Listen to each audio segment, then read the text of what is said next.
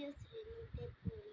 আজকে আপনাদেরকে আমি সূরা ফিল শোনাবো। বিল্লাহি মিনাশ শাইতানির রাজিম। সূরাতুল ফিল মাক্কিয়া। বিসমিল্লাহির রাহমানির রাহিম। আলাম তারা কাইফা ফাআলা রাব্বুকা বিআসহাবিল ফিল।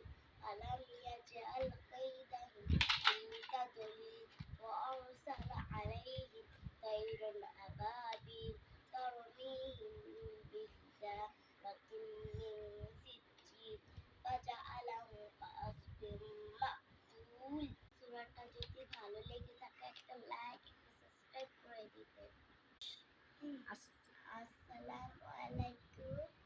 আজকে এই পর্যন্তই ছিল।